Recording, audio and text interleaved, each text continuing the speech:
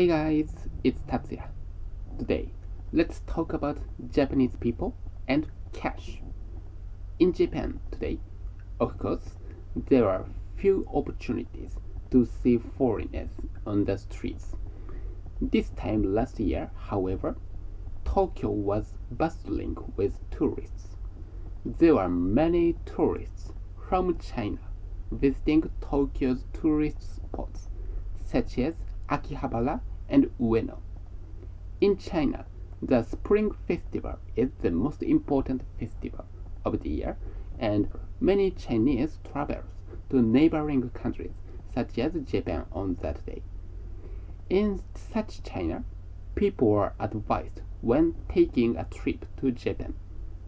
That advice is that they should buy a wallet, especially if they go to the Japanese countryside. In China, payment using smartphones is the mainstream, and many people are not in the habit of carrying cash. While in Japan, there are still stores where only cash is accepted for payment.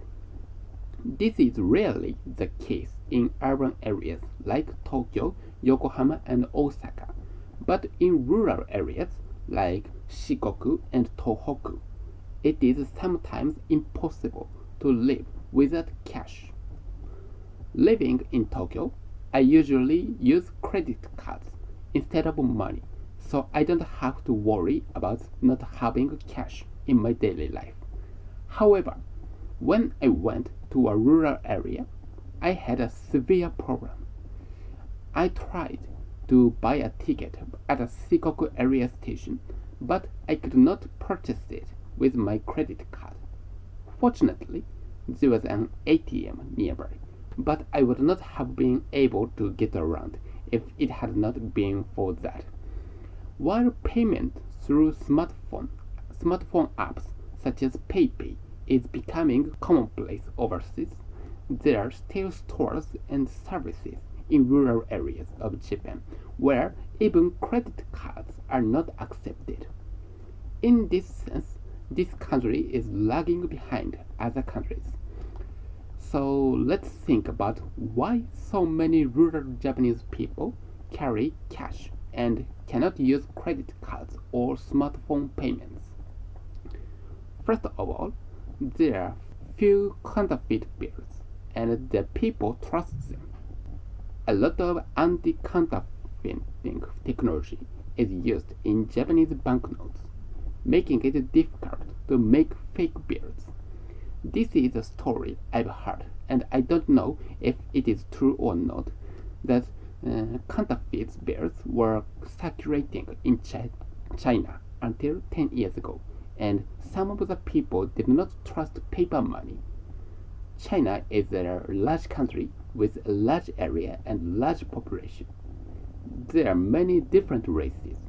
Therefore, it is impossible to eliminate counterfeit bills, no matter how thorough the inspection.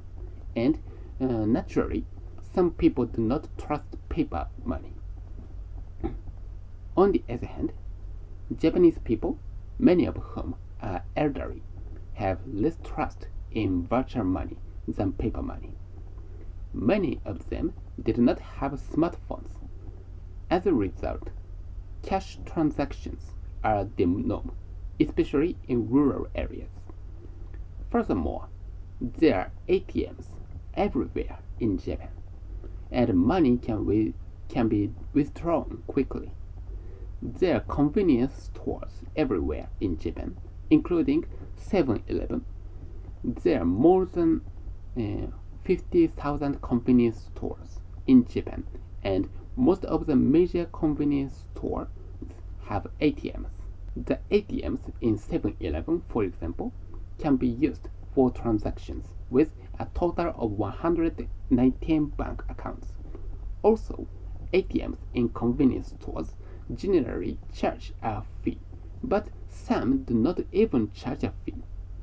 Family Mart, the second largest convenience store in Japan, does not charge any extra fee for withdrawing from a Japan Post Bank account. Because of this situation, Even if you are short of cash, you can withdraw it immediately. Therefore, even if you don't have cash on hand, you won't be in much trouble. This is why the need to use credit cards in Japan is much lower than in other countries, where ATMs are not ubiquitous. Furthermore, the Japanese people's temperature is another reason they have been late to the digitalization of money. The Japanese take a long time to adapt to new systems. It is often said, ironically, that until recently, fax machines were still in use in Japanese companies. This is because Japanese people are conservative about technology, and because once a technology is introduced, they use it and improve it to create a more convenient system. As I mentioned earlier, the ubiquitous presence of ATMs is one such example.